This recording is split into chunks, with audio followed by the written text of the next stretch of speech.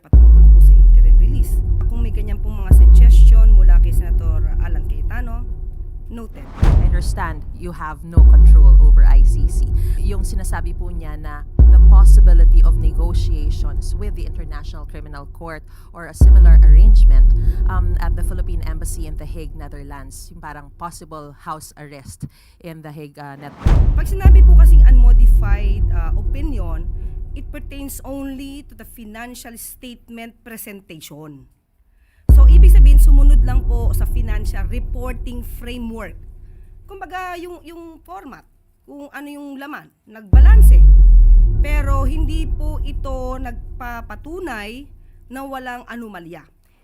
Yusek, good morning po. Yusek, unmodified opinion po ang nakuha ng OVP from COA para sa fiscal year 2024 in spite of allegations of misuse of confidential funds. However, the COA clarified that an unmodified opinion does not necessarily mean that there were no misstatements found during the audit. Ano po ang reaction dito ng palasyo? Okay, liwanagin po natin ang unmodified opinion na ibinibigay po ng COA para po hindi masyado maguluhan ang ordinaryong Pilipino. Pag sinabi po kasing unmodified opinion, it pertains only to the financial statement presentation. So, ibig sabihin, sumunod lang po sa financial reporting framework. Kumbaga, yung format, kung ano yung laman, nagbalanse. Pero hindi po ito nagpapatunay na walang anomalya. Iba po yung tama ang pag-report at iba yung tama ang paggamit ng pondo.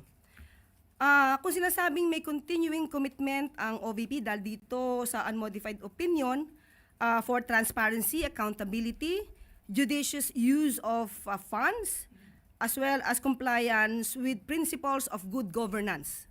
Tandaan mo natin, yung opinion na po yun ay hindi po patungkol sa compliance and performance audits. Kung nagkaroon man po ng unmodified opinion ang COA for 3 years in a row, ang OVP, hindi po nangangahulugan na walang irregularidad sa paggamit ng pondo. Dahil iba po ang pag-audit sa paggamit, ito nga po yung compliance and performance audits. So ang ibig sabihin, yung level of compliance with regard to the laws, rules, and regulations, at kung ito ba ay nababase sa principles of efficiency and effectiveness, hindi po siya ang covered ng unmodified opinion ng COA. Dahil kahit po nagkaroon ng unmodified opinion ng COA sa OVP since 2022, meron pa rin pong notice of disallowance sa halagang 73 million pesos sa confidential funds. Meron din pong notice of disallowance or na-flag ang 164 million ng OVP for the 2023 confidential funds. At meron pa rin pong na-flag sa pagbabago campaign at negosyo taday. At sa ating pagkakaalam, nabanggit din naman po ng OVP na meron pa pong flag for the 2024 dito sa report ng COA para sa OVP. So muli, sabihin lang po natin, tama ang pagkaka-report, balanse, pero kung ginamit ng tama, iba pong issue yon. Doon po sa statement ng OVP spokes, ang sabi po niya, hindi ibig sabihin na personal trip ay nasa bakasyon. Just because she is there does not mean all the staff will no longer work. There are competent and able people in the OVP who can do their jobs without her.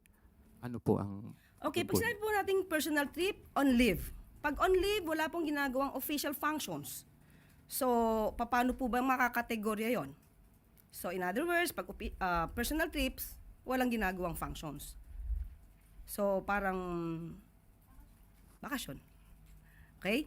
And, sinabi din po ng OVP na marami silang competent staff to do the job while the Vice President is out of the country.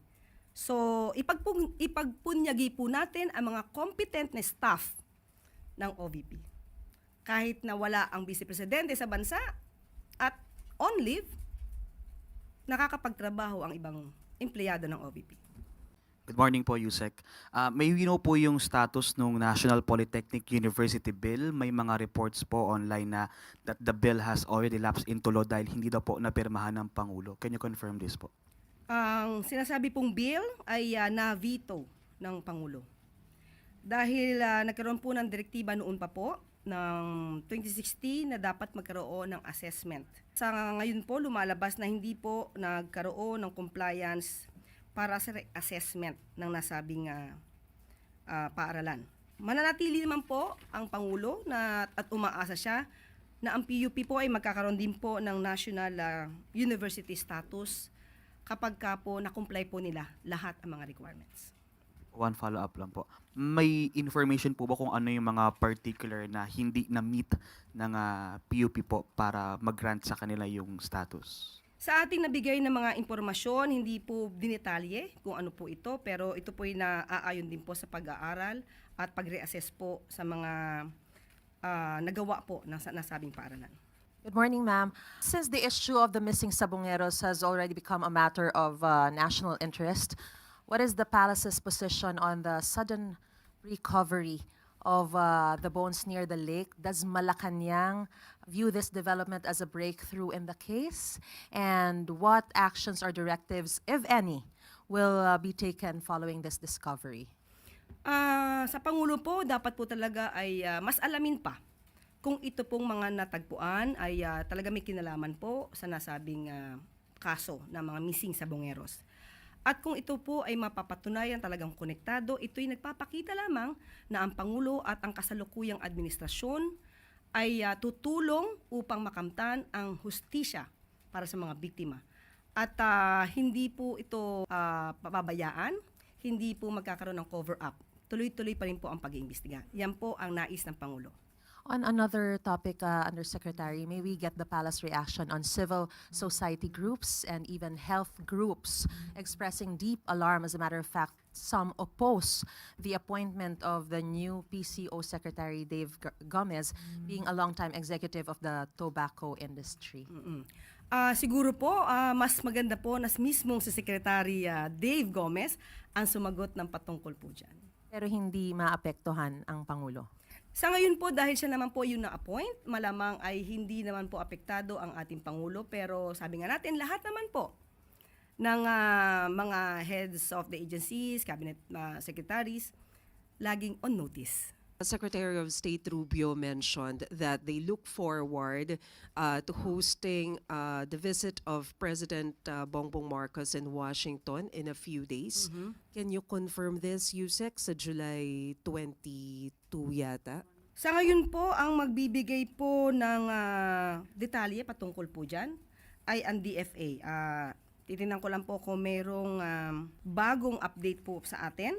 Mas gugustuhin ko po na ang magbigay po ng statement ay ang DFA, pero hindi po natin to dinideny. Pero mas maganda po na DFA po ang magbigay sa inyo ng detalye.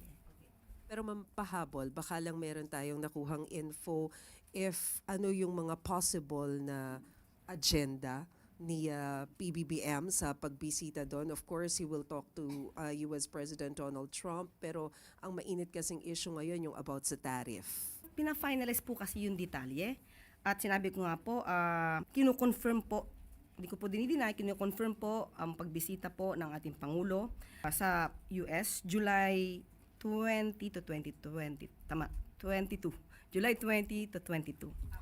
Pero po, confirm, pero po yung ano yung detalye na pag-uusapan, ang DFA na po ang magbibigay sa inyo. Salamat, Yusek.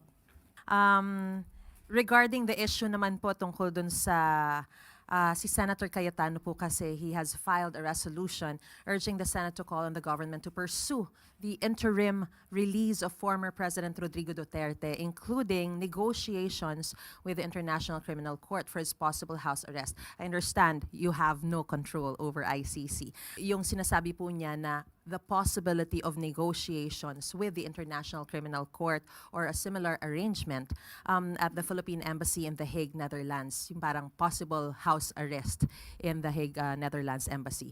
Does Malacanang intend to study, just study, and act on this resolution? Nagsalita na po ang ating SOJ Boying Remulla patungkol po sa interim release. Kung may ganyan pong mga suggestion mula kay Senator Alan Cayetano, noted. Hahayaan na lang po ang Department of Justice to do its work. Hindi na po makikialam ang Malacanang on this matter. Sa mabibigay ko lang po ngayon, noted. Thank you, ma'am.